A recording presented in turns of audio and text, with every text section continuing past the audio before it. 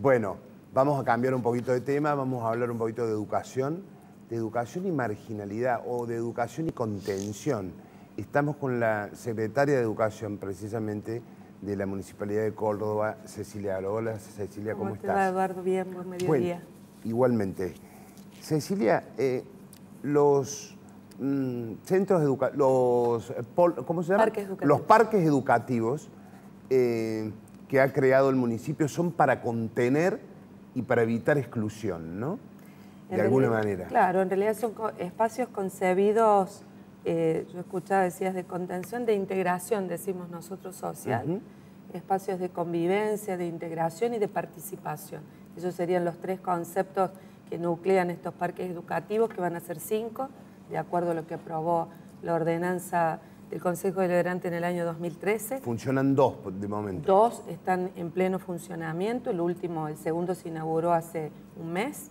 El tercero está próximo a inaugurar, que es en la zona del Campo de la Ribera, una zona, bueno, atravesada también, por supuesto, por la marginalidad, pero también fundamentalmente por el tema de la droga. Campo de la Ribera, Bajada San José, Maldonado, esta zona que quizás se ha visibilizado más en el último tiempo con la figura del cura Mariano Oberlin.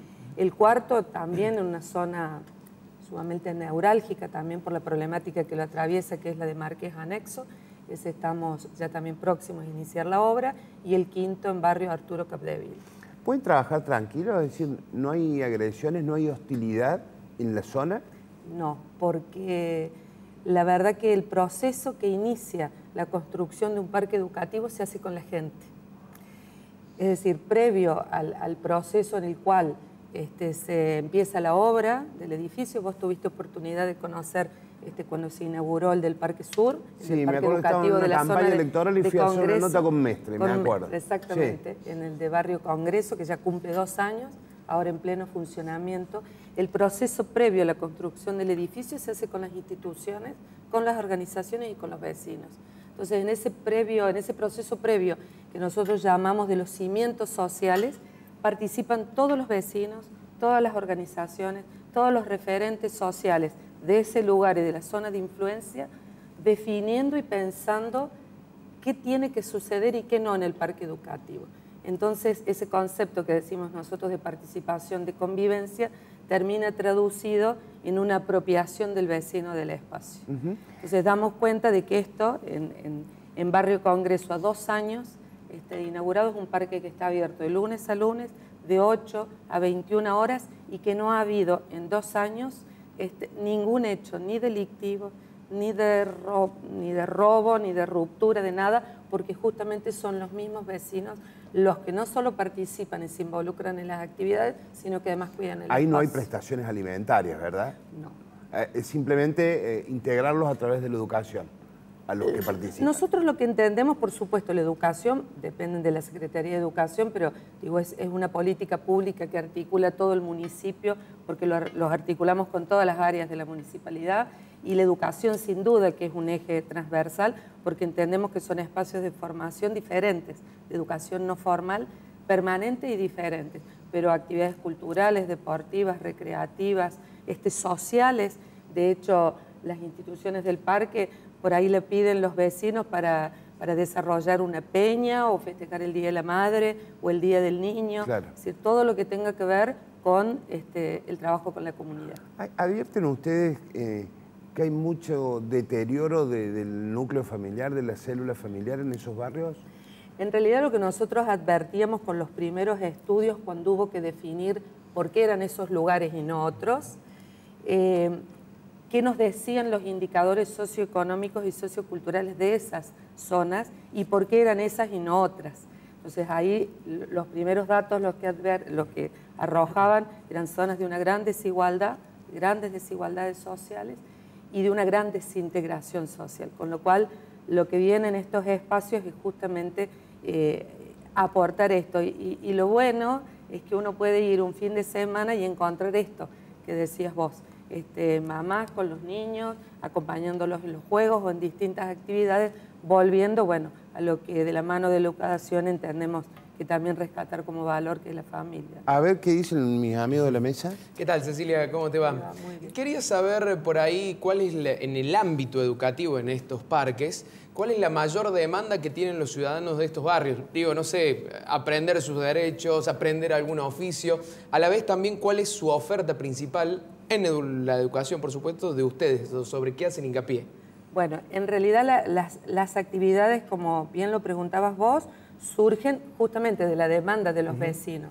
Nosotros tenemos actividades que son sumamente convocantes, como las clases de Zumba, por ejemplo, bueno, en épocas de verano, porque además es una actividad donde la franja etaria va de los 10, 12 años hasta 80, y la verdad que es fantástico y son quizás de las clases más convocantes, pero por supuesto que la idea es ir un poquito más. Y tenemos mucha demanda de lo que son talleres de oficios, en esto que señalábamos de educación no formal. Ha habido algún avance. Ayer yo justamente me invitaron a la universidad a hablar en una cátedra del profesorado de enseñanzas jurídicas en la universidad, y justamente los futuros profesores planteaban esto, desde qué punto de vista se podía avanzar o podían aportar en esto de construir ciudadanía y trabajar también sobre la apropiación de derechos. Así que esa también es una demanda. Pero fundamentalmente las actividades deportivas y las actividades culturales, si yo tuviera que decir cuáles son las más solicitadas, digamos. Bien, Cecilia, ¿qué tal? Buenos días. Quiero hacer hincapié en esto que decías del cuidado del lugar. Tuve la oportunidad de conocer el Parque Educativo de Villa Libertador y llamó la atención el cuidado de los espacios verdes, no había rayones y demás. ¿Cómo han logrado el tema del empoderamiento, que la gente lo tome como propio a este espacio, siendo que por lo general, y no es siempre así, pero muchas veces aquellas cosas que se entregan desde los gobiernos, más allá del poder del color político, se suelen utilizar para un determinado fin y es difícil lograr ese empoderamiento de la gente que se apropie de un espacio? Bueno, esto es lo que nosotros decíamos previamente, esto de los cimientos sociales. Son talleres, a veces son muy difíciles porque es reunir en un espacio referentes de diferentes ideologías, de diferentes religiones, juntar todas las organizaciones, reunir todas las organizaciones que forman parte de ese entorno, de ese núcleo. Y bueno, los talleres no son uno, son varios, y empezar desde construir un lenguaje común, que no es fácil tampoco, y empezar a transitar. Los primeros pasos, sobre todo en el que vos haces referencia, en el primer parque educativo, nos costó mucho más porque la gente tiene como un gran descreimiento de lo que no ve. Bueno, producto, por supuesto, del descreimiento de la clase política, de los incumplimientos por ahí de las promesas de gobierno y demás. Entonces nos costaba mucho que la gente pensara de que eso podía ser realidad. En los otros procesos fue más fácil, porque fue decir, bueno, esto ya existe, vayan a verlo, y de hecho terminábamos los talleres en una visita guiada, digamos, a lo que ya era el parque educativo. Ahora ya tenemos 2, pero aún así nos pasaban cosas como que en el de Villa Allende Parque, que se inauguró hace un mes, y en unos días el intendente está inaugurando lo que ha generado una gran expectativa, que es la pileta climatizada que va a tener, que era también una demanda de la zona, y que salió en los talleres cuando la gente pedía, bueno, qué quería que hubiera ahí que no había cerca, que era una pileta, y la va a tener en los próximos días. Eso ya va a estar inaugurado con los vestuarios y con toda la infraestructura necesaria.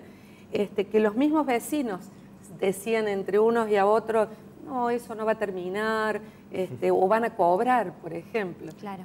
No creas que va a ser gratuito, porque esto también es importante. Bueno, eso lo ratifica el poder dar cuenta de que está hecho y de que se hizo.